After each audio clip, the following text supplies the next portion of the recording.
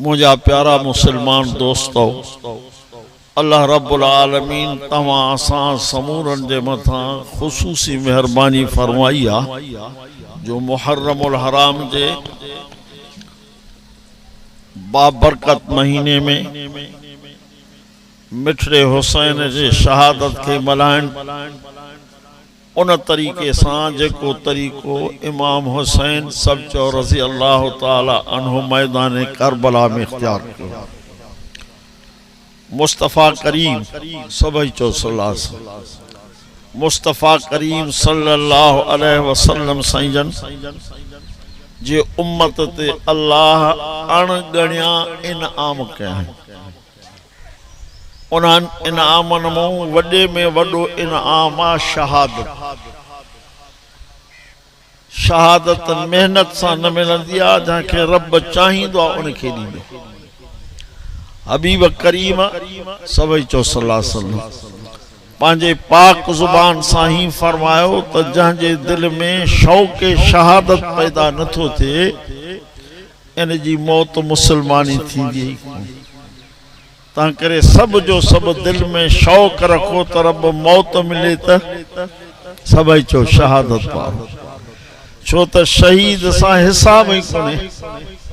हबीब करीम सल्लल्लाहु अलैहि वसल्लम जे ज़माने में हिकड़ो नौ मुसलमान थियो। मुसलमान थियण खां पोइ फौरन मुस्तफ़ा करीम सल्लल्लाहु अलैहि वसल्लम खां सवाल कई, साईं जेकॾहिं मां लड़ंदे लड़ंदे शहीद थी वञा त मुंहिंजी जगह काथे? महबूब करीम फरमास तुंहिंजी जगह जन्नत। बस फौरन जिहाद जो ऐलान थियो, उनमें शरीक थियो, शहीद थी। सहाबन के सर करे मुस्तफ़ा करीम सल्लल्लाहु अलैहि वसल्लम फरमायो अचो तहां के जन्नती ॾेखारियां जहां न नमाज पढ़ी, न रोज़ो रखियो, न हज कई, न उमरो कई, आयो जन्नत जो मालिक थी। शहादत एडो वडो मकाम आ जो हबीब करीम सवा लख नबियन जे सरदार ताजदार मदीना फरमायो क़यामत जे ॾींहुं शहीद उथंदो, उन जे जिस्म मां रत वहंदी पई, रंग रत जो हूंदो, खुशबू अतर अंबर जी हूंदी। पर शहीद जॾहिं शहीद थींदो आ त उनखे एतिरो ईज़ा बि न ईंदो आ जेतिरो तव्हां असांखे किविल चक पाए। मां नथो चवां, मिशका शरीफ़ जी हदीस में लिखियो पियो आ, महबूब फरमायो त शहीद जॾहिं शहीद थींदो आ उनखे एतिरो ईज़ा बि न ईंदो आ जेतिरो किविल चक पाए। शहीद जे लाइ अल्लाह साईं पंहिंजे पाक क़ुरान में ऐलान करे छॾियो त जेको मुंहिंजे रस्ते में शहीद थियो इनखे मुअल चओ ई न। इहो छा आहे साईं? चओ ज़िंदह ज़िंदह। ज़िंदह ते पिट खो कभी कोने। महबूब करीम सल्लल्लाहु अलैहि वसल्लम पंहिंजे उम्मत खे ही सबक सेखारियो, मन ज़रबल खुदूद व शक्कल जुयूब व दआ बिदावतिल जाहिलिया फलैस मिन्ना। फरमायो जेको तकलीफ जे वक्त, मुसीबत जे वक्त पंहिंजे मुंह ते धक हणे, कपड़ा फाड़े, रड़ियूं करे, महबूब फरमा मुंहिंजो उम्मती आहे। ऐं अल्लाह कुरान करीम में बार बार चए थो बशिर साबिरीन, बशिर साबिरीन। मुंहिंजा पाक पैगंबर जेके सब्र कनि था उन्हनि खे मां अल्लाह जे तरफ़ों मुबारक ॾे। महबूब करीम जे उम्मत में जेके शहीद थिया आहिनि उहे अणगणिया आहिनि ऐं शहादत वारी लिस्ट हले पई। हाणे भी फलस्तीन में केतरा शहीद थियासीं, अणगणिया शहीद। हबीब करीम सवा लख नबियन जे सरदार फरमायो शहीद सां हिसाब कोन थींदो, शहीद सां हिसाब न थींदो। अल्लाह ताला शहीद के चंदो शहीद वञ, तू बिना हिसाब किताब जे जन्नत जो हकदार आहे। पर अकेलो न, 70 माण्हू अहिड़ा ॻोल्हिया जिन जे लाइ जन्नत वाजिब कोन्हे, उन्हनि खे तुंहिंजे सदके तोसां गॾाए जन्नत मोकिलिया। हबीब करीम सवा लख नबियन जे सरदार ताजदार मदीना जो पंहिंजो प्यारो चाचो हज़रत हमज़ा साईं जे ज़िंदगी में शहीद थियो, जंग ओहद में शहीद थियो। अड़े हाल में काफरन शहीद कयो जो नक भी कपे छड़ियों, चप भी कपे छड़ियों, पेट चीरे जिगर कढी उनके चबाड़ियों। मुस्तफा करीम सल्लल्लाहु अलैहि वसल्लम ऐलान फरमा सय्यदु शुहदा हमजा। क़यामत जे ॾींहुं जेतिरा बि शहीद उथंदा उन्हनि जो सरदार मुंहिंजो चाचो हज़रत हमज़ा हूंदो। बे पासे ॾो फरमान सय्यदा शबाब अहलिल जन्नह अल हसन वल हुसैन। मुंहिंजे नौजवान शहीदनि जा सरदार हसन ऐं हुसैन हूंदा। उन मिठड़े हुसैन ॾहीं जी राति मैदान करबला में छा पढ़ियो हुआ? चो कुरान पढ़ियो। पंहिंजी भेण ज़ैनब खे वसियत कयूं मां शहीद थी वञा, तूं पिट खो न कजां। महबूब करीम नाने साईं खे क़यामत जे ॾींहुं कहिड़ो जवाब ॾिबो? अहिड़े मौक़े ते मुस्तफा करीम सल्लल्लाहु अलैहि वसल्लम तव्हां असां समूरनि खे सबक कहिड़ो सेखारियो बाबा? सबुर जो। मुहर्रमुल हराम जो महीनो, ज़ुल्हज जो महीनो, ॿई कुर्बानी जा महीना आहिनि। हबीब करीम 1.25 लाख नबियन जे सरदार ताजदार मदीना जा 4 यार, चैन यारन में 3 शहीद, चैन यारन में 3 शहीद। फारूक आजम शहीद, उस्मान गनी शहीद, हैदर करार शहीद। हबीब करीम 1.25 लाख नबियन जे सरदार जे सहाबन जी भी तमन्ना इहा हुई, महबूब जे अहल बैतन जी भी तमन्ना इहा हुई। दुआ घुरंदा त अल्लाह असां खे मौत मिले त शहादत वारो मिले। उन महबूब करीम 1.25 लाख नबियन जे सरदार ताजदार मदीना जे उम्मत के अल्लाह जेके इनाम ॾिना आहिनि उन्हनि मां मुहर्रमुल हराम जो महीनो भी इनाम अथव। इन मुहर्रमुल हराम जे महीने जी फजीलत किताबन में तमाम वडी लिखियल आहे। एतरे कदर लिखियल आहे त जेको मुहर्रमुल हराम जे 10 तारीख जो रोज़ो रखे, 11 तारीख जो रोज़ो रखे, घणो सवाब मिलंदुसि ख़बर अथव? बस एक ॿ ॻाल्हियूं करे मां दुआ कंदुमि, उनखे सवाब मिलंदो। जहां 10-11 तारीख जो रोज़ो रखियो ॼण त 1000 हज कई, ॼण 1000 उमरा कई। एॾो वॾो सवाब आहे इन रोज़े 10 तारीख जे ॾींहं जो। 1000 हज, 1000 उमरा। उन महबूब करीम 1.25 लाख नबियन जे सरदार ताजदार मदीना यहूदन के ॾिठो त 10 मुहर्रम जो रोज़ो रखन पिया। पुछा क्यों थे 10 मुहर्रम जो रोज़ो छो था रखन? चई हजरत मूसा कलीमुल्लाह के अल्लाह साईं फिरौन को नजात ॾिनी, फिरौन के ॿोड़ियईं, उनखे नजात ॾिनई। उन जे ख़ुशी जे करे रोज़ो रखन था। पोइ हबीब करीम फरमायो हे हिकिड़ो रोज़ो रखन था, असां 2 रोज़ा रखंदासीं। छो त असांखे यहूदन जी मुखालफत करनी आहे। 10, 11 या 9, 10 जेको रोज़ो रखंदो हिकिड़ो 1000 हज जो सवाब। इन्हनि ॾींहनि में जेकॾहिं ख़ैरात कई ॼण त समूरनि मिस्कीननि खे खाराए छॾी। ईअं भी लिखियो पियो आहे त जेको 10 जे ॾींहुं पंहिंजे अहल अयाल ते सुठो खाधो खाराईंदो, अल्लाह ताला उन जी बरकत इहा कंदो जो सॼो साल उन्हनि ते रिज़्क़ कुशादो रहंदो। पर उन महबूब करीम 1.25 लाख नबियन जे सरदार ताजदार मदीना के अल्लाह कुरान में हुक्म कयो त मुंहिंजा महबूब कलमे पढ़ंदड़नि खे मां रब जे तरफ़ों पैगाम ॿुधा। या अय्युहल्लज़ीना आमनुस्तईनु बिस्सब्रि वस्सलात इन्नल्लाह मअस्साबिरीन। सॾ थो करे अल्लाह कलमे पढ़ंदड़नि खे सॾ करे, पोइ अल्लाह चए थो मदद माखों वठो, पर ज़रियो कहिड़ो हुजे? सब्र ऐं निमाज़। मदद मां कंदुमि, ज़रियो सब्र ऐं निमाज़। माना सब्र ऐं निमाज़ तव्हां असांखे सॼी ज़िंदगी में करणो आहे। मुंहिंजे पाक पैगंबर सभई चओ सल्लल्लाहु अलैहि वसल्लम फरमायो लिकुल्लि शैइन अलम व अलमुल ईमान सलात। हर शइ जी का न का निशानी अथव, ईमान जी निशानी निमाज़ अथव। अल्लाह जे तरफ़ों जेके तव्हां असांजे मथां इबादतूं आहिनि न, हिकिड़ियूं इबादतूं अहिड़ियूं आहिनि जेके ज़िंदगी में हिकिड़ो दफ़ो करणी आहे। हिकिड़ियूं इबादतूं अल्लाह असां तव्हां सां ते अहिड़ियूं मुक़ररु कयूं आहिनि जेके ज़िंदगी में हिकिड़ो दफ़ो। ॿियूं इबादतूं अहिड़ियूं आहिनि जेके साल में हिकिड़ो दफ़ो।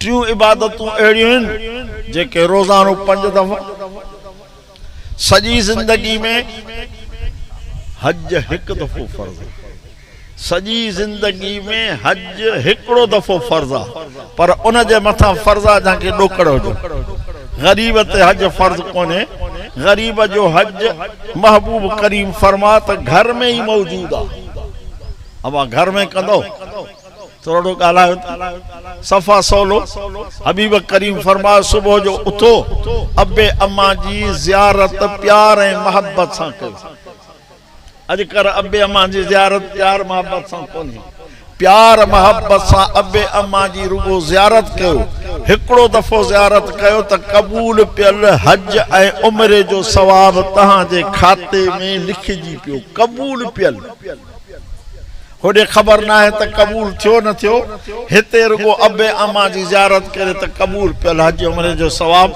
महबूब करीम जे ख़िदमत में अर्ज़ कयो साईं को 100 दफ़ा ॾिसे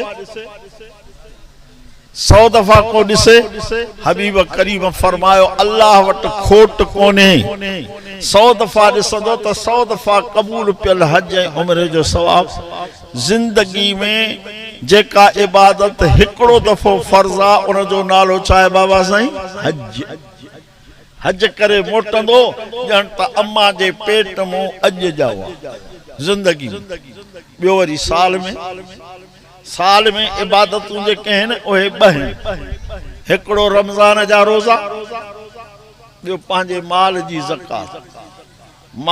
ज़कात बि साल में 1 दफ़ो ॾियणी आहे ऐं ज़कात ज़रूर कढो मुंहिंजा प्यारा भाइरो हबीब करीम फरमायो वहफ़िज़ू अम्वालकुम बिज़्ज़कात तव्हांखे पंहिंजो माल महफ़ूज़ करणो आहे माल जी हिफ़ाज़त करणी अथव त ज़कात कढो ज़कात आहे घणी बाबा 40 पत्ती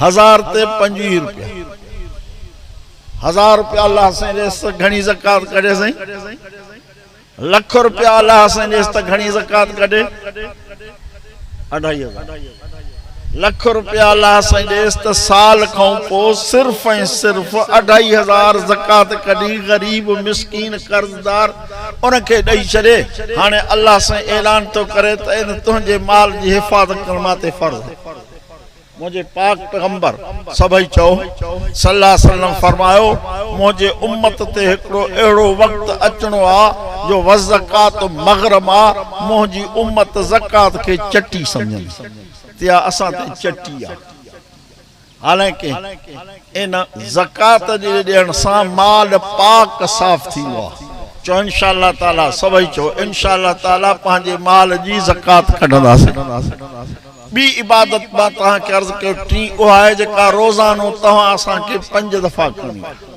जंहिंजो नालो अथव निमाज़ इमाम हुसैन साईं बि मैदान करबला में छा पढ़ी हुआ निमाज़ हाणे सचो हुसैनी उहा जेको निमाज़ पढ़े मुंहिंजे पाक पैगंबर सभई चो सल्लल्लाहु अलैहि वसल्लम साईं जन फरमायो क़यामत जे ॾींहुं मां पंहिंजनि उम्मतनि खे सुञाणंदुमि अर्ज़ कयोसीं कीअं सुञाणंदो फरमायो सुञाणण मुंहिंजो कमु आहे निशानी खणी अचणु मुंहिंजे उम्मती जो कमु आहे अर्ज़ कयोसीं कहिड़ी निशानी फरमा अक़ीदा सही रखे 5 वक़्त निमाज़ पढ़े इहो क़यामत जे ॾींहुं क़ब्र मां उथंदो उन जा 5 ई उज़वा चोॾींहं जे चंड वांगुरु पिया चमकंदा अॼु पको इरादो कयो चो इंशाअल्लाह निमाज़ पढ़ंदासीं बेनिमाज़ी जे लाइ नबी पाक सल्लल्लाहु अलैहि वसल्लम जा खोड़ फरमान आहिनि हिकिड़ो फरमान सिर्फ़ तव्हांखे ॿुधायां थो हिकिड़ो दुर्रतुन नासीन किताब जो नालो आहे उन में लिखी पई आहे रिवायत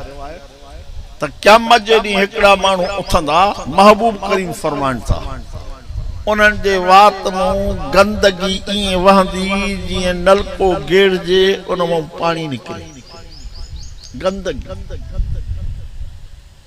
फयुनादिल मुनादी मिन क़िबलिर रहमान हाउलाइल लदीन यशरबूनल खम्र अल्लाह जे तरफों ऐलान कंदो हे सज़ा इन्हनि माण्हुनि खे इन करे आहे जो दुनिया में नशो इस्तेमाल कंदा मुस्तफ़ा करीम सभई चो सल्लल्लाहु अलैहि वसल्लम फरमायो ॿिया माण्हू उथंदा उन जूं ॿाहूं बि कपल हूंदियूं गोडन को हेठ टंगियों भी कपियल होंदियूं डडरी ते पिया सुर कंदा फयुनादिल मुनादी मिन क़िबल रहमान हाउला इल्लज़ीन युज़ूनल जीरान रब जे तरफों ऐलान कंदड़ ऐलान कंदो हे ओहो माण्हू आहे जेको दुनिया में पाड़े वारनि खे ईज़ाईंदो अज अज़म कयो चो इंशाअल्लाह ताला पाड़े वारनि खे न ईज़ाईंदासीं मुस्तफ़ा करीम सल्लल्लाहु अलैहि वसल्लम फरमायो जॾहिं बि जिब्राइल ईंदो त मूंखे वसियत कंदो त पाड़े सिरनि सां सुठो हलो मुंहिंजे हबीब करीम फरमायो ओ माण्हू काथे पको मोमिन आहे पको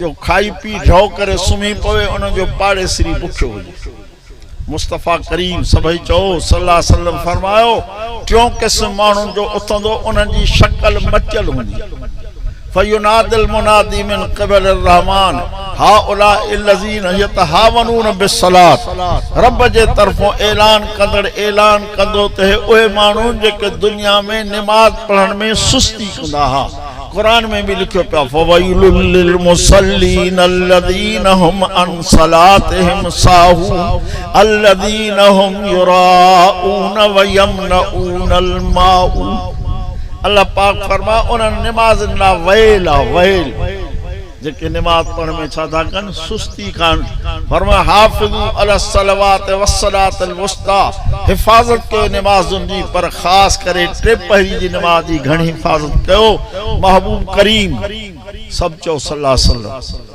फरमा त पंजनि शयुनि खां अॻु में अल्लाह जो इनाम समझो पंजनि शयुनि खां अॻु में अल्लाह जो इनाम समझो केड़ियूं पंज शयूं फरमायो सेहत का क़ब्ल सकमिक अल्लाह तोखे चंग भलाई ॾिनी आहे चंग भलाई का बीमारी कोन थी इन चंग भलाई के अल्लाह जो इनाम समझ बीमार थियण खां अॻु शबाब का क़ब्ल हरमिक अल्लाह तोखे जवानी बख्शी आहे जवानी पोड़े थियण खां अॻु में जवानी के अल्लाह जो इनाम समझ वो समझी सघो था त पोड़े जो हाल छा आहे जवान टियों फरमायो गिना का क़ब्ल फ़क्र का अल्लाह तोखे शाहूकारी ॾिनी आहे सुञे थियण खां अॻु में इन खे अल्लाह जो इनाम समझ छो त शाहूकारी सां ख़ैर भी करे थो सघे ख़ैरात भी करे थो सघे ख़ैर ख़ैरात उन जे नाले ते कबी जहां माल ॾिनो आहे मां तव्हां खां थोरो हिकिड़ो सुवाल थो कयां थकिजी तरह पिया आहियो न अञा त शुरूआत आहे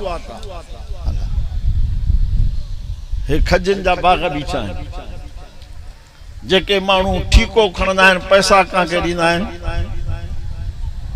अवा जंहिंजो बाग हूंदो पैसा उनखे ॾिबा न ॿिए खे पैसा ॾिबा त उनखे ठग चइबो हे सभु कुझु तव्हां असांखे कान ॾिनो आहे वलकुम मा फिल अर्ज़ जमिया अल्लाह चए थो सभु जो कुझु ज़मीन में नज़र अचे थो पैदा मां कयो आहे पर नफ़े तव्हां जे लाइ अल्लाह पाक फरमायो हाणे माल भी मां ॾिनो थमाए अन्न भी मां ॾिनो थमाए चांवर भी मां ॾिनो थमाए इहो छेलो हिकिड़ो कढी बिस्मिल्लाह अल्लाह अकबर करे मुंहिंजे नाले ते ख़ैरात करे मिस्कीननि खे भत चाढ़े खाराए अचनि तुंहिंजे खाते में सवाब इहो ख़ैर ख़ैरात नज़र नियाज़ सभु अल्लाह जे नाले ते करणो आहे छो त ॾिनो कहां बाबा जेको ॾींदो उनखे मोटाए ॾिबो पर ॾींदड़ खे जेका न ॾिबो त उनखे छा चइबो ठगबो हिते जेको अल्लाह जे नाले ते न ॾींदो ॿियनि जे नाले ते नज़र नियाज़ मुक़ररु कंदो इहो मुशरिक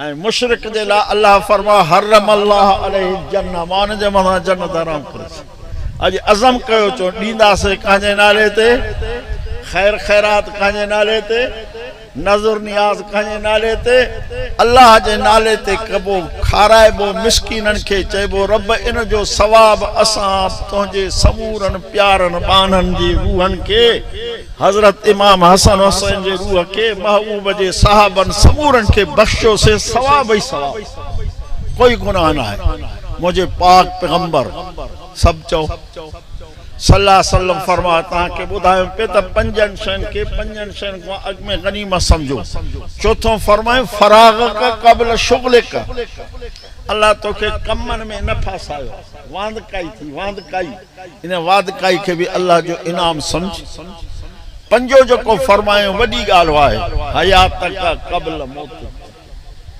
हयात का कबल मौत का फरमाए है हयाती तो के जेका अल्लाह ॾिनी आहे इनखे मरण खां अॻु में इनाम समझ मौत को अॻु में हिन हयाती के इनाम समझ छो त मरण खां पोइ कुझु न थी सघंदो मुस्तफ़ा करीम फरमायो इज़ा मातल इंसान इनक़ता अमलहू जॾहिं माण्हू मरी वियो अमल ख़तम चङा कंदो हो तभी ख़तम बुरा कंदो हो तभी ख़तम पर टिन क़िस्मनि जा माण्हू भली मरी वञनि अमल उन्हनि जा जारी भली मरी वञनि फरमायो त हिकिड़ो उहो माण्हू जेको मस्जिद ठाराए थो काथे पानी जी ज़रूरत आहे नलको खूह हणाए थो वञे जेसि ताईं पियो पीबो भली मरी वञे सवाब हिन जे खाते में पियो लिखबो मुस्तफ़ा करीम सल्लल्लाहु अलैहि वसल्लम फरमायो पंहिंजे बचड़नि खे क़ुरान पढ़ाए थो वञे ॿियनि जे बचड़नि खे क़ुरान पढ़ाए थो वञे जेसि ताईं उहे बचड़ा पिया क़ुरान पढ़ंदा तेसि ताईं हिन जे खाते में पियो सवाब लिखबो तो क़ब्र में पहुचण खां पोइ अल्लाह माण्हू रड़ियूं कहिड़ियूं लिखियो पियो क़ुरान हत्ता इज़ा जाअ अहदहुमुल मौत क़ाल रब्बिरजिऊन लअल्ली अअमलु सालिहन फीमा तरकतु कल्ला इन्नहा कलिमतुन हुव क़ाइलुहा व मिन वराइहिम बरज़खुन इला यौमि युबासून अल्लाह पाक फरमाए जॾहिं तव्हां मूं कंहिं वटि मौत ईंदो पर रड़ियूं करे चवंदो त पोइते मोटायो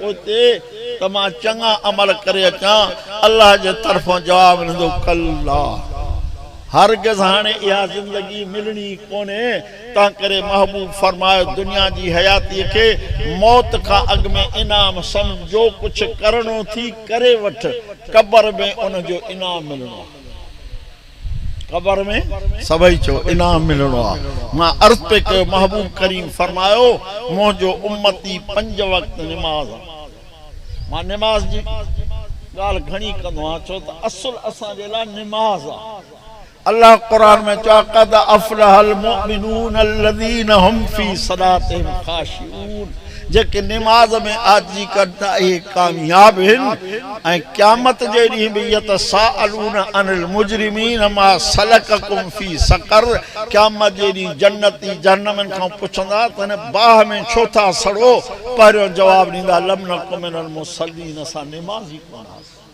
अॼु अज़म कयो मुंहिंजा प्यारा मिठड़ा भाउ चयो इंशाअल्लाह निमाज़ पढ़ंदासीं सब चो इंशाअल्लाह नमाज पढ़ंदासीं हबीब करीम फरमायो ये निमाजी के जने दफन कंदा आहिनि निमाजी के जने दफन कंदा आहिनि माइट उन जा दफन करे अञा तॾे ते मस वेहंदा आहिनि अल्लाह जा ॿ मलाइक हिकिड़े जो नालो मुनकर ॿिए जो नालो नकीर सवाल जवाब ला पहुचंदा आहिनि 3 सवाल कंदा आहिनि मर रब्बुक मन नबियुक मा दीनुक तुंहिंजो रब कहिड़ो आहे तुंहिंजो नबी कहिड़ो आहे तुंहिंजो दीन कहिड़ो आहे ये 3 सवाल थी बैंक बैलेंस घणे थी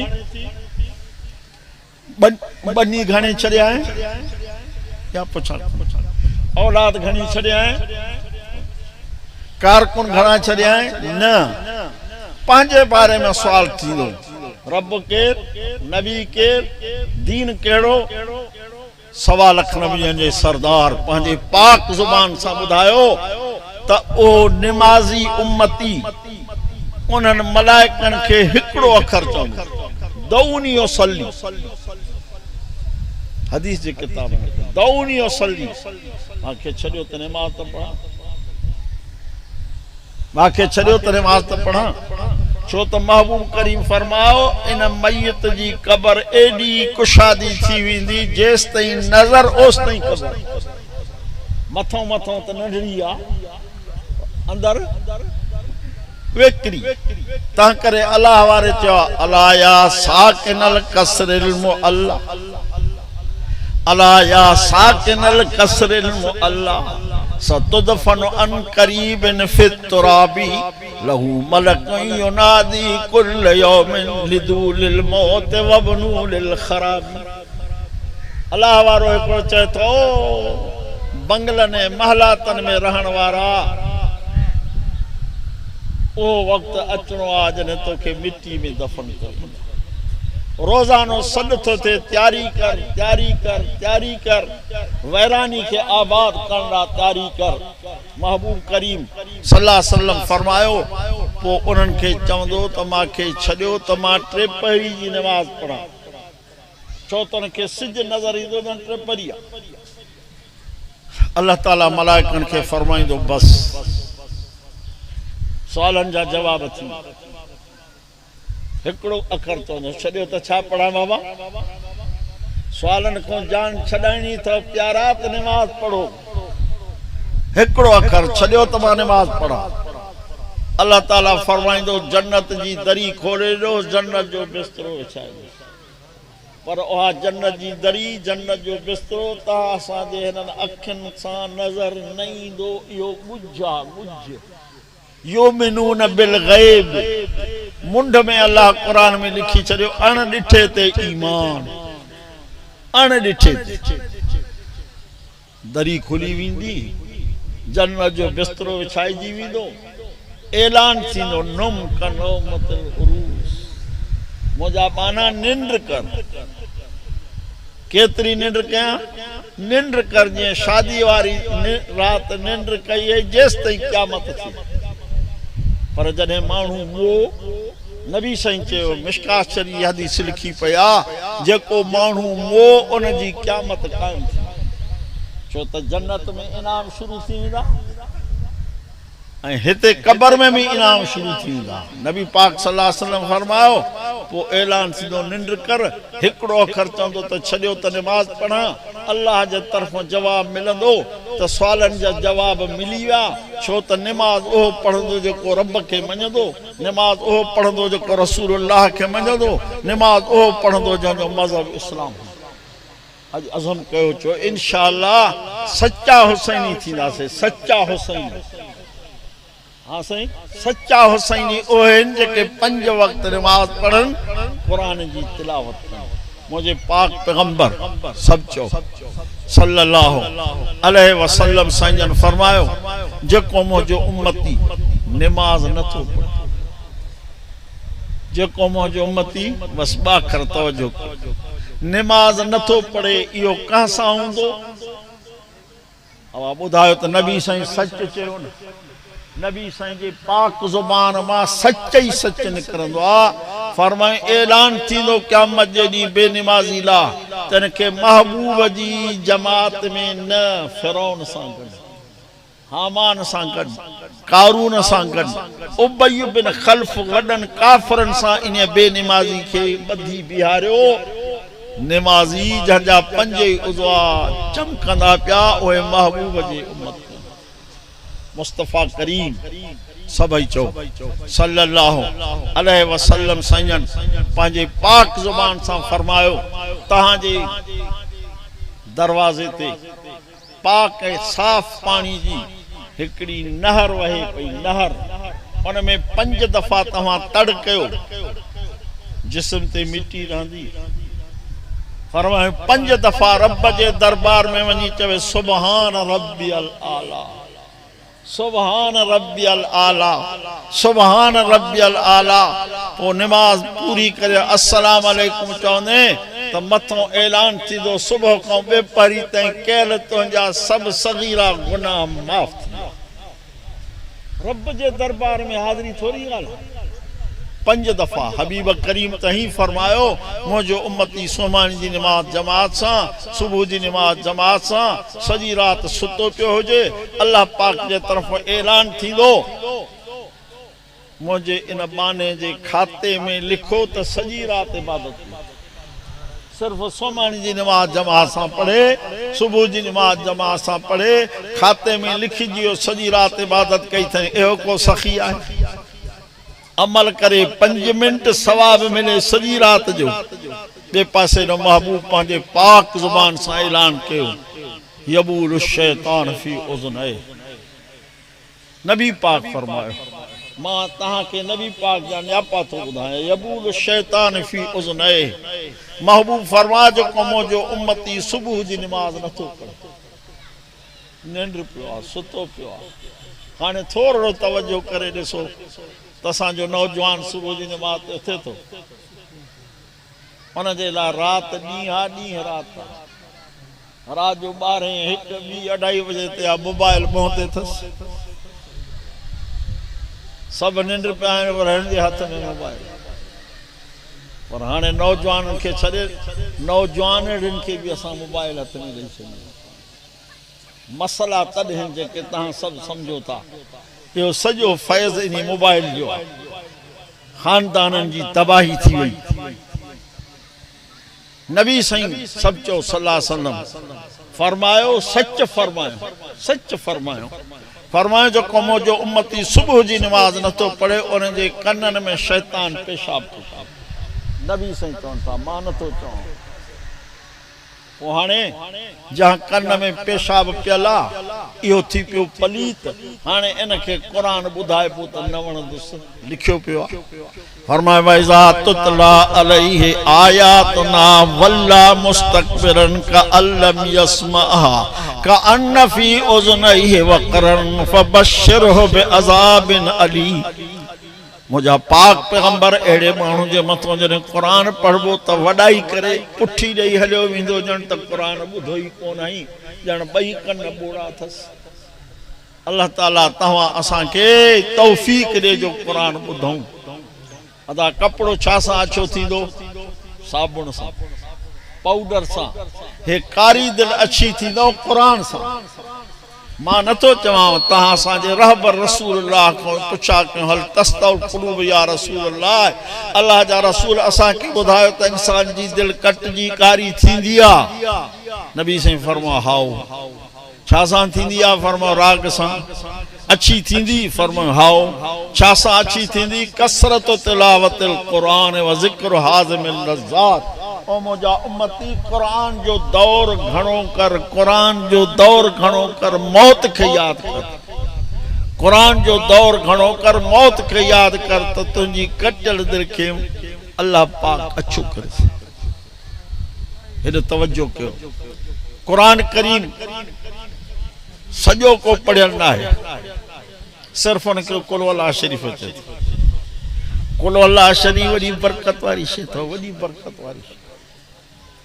मुस्तफ़ा करीम सभई चओ सल्लल्लाहु अलैहि वसल्लम फरमा मुंहिंजो उम्मती कुल अल्लाह शरीफ़ खे हिकिड़ो भेरो ॾे। 10 सीपारनि जो सवाल, 3 दफ़ा भेरो ॾे, 30 सीपारनि जो सवाल लिखियो पियो किताबनि में, हदीस जे किताबनि में। नबी साईं फरमाया मुंहिंजो उम्मती 200 दफ़ा कुल अल्लाह खे बावुज़ू थी करे भेरो ॾे। 200 दफ़ा छा थींदो? 36 दफ़ा क़ुरान जे ख़त्मनि जो सवाल। 200 दफ़ा कुल अल्लाह खे भेरो ॾिनई, ॼण 36 दफ़ा सॼे क़ुरान जो ख़त्मो कढी।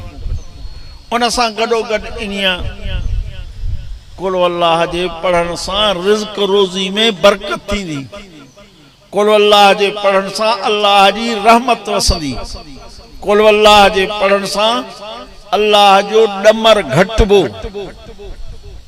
कुल अल्लाह रोज़ानो 200 दफ़ा पढ़े तो मरंदो त अल्लाह जा मलाइका इन अल्लाह जे बाने जे जनाज़े जी नमाज़ में शरीक थींदा।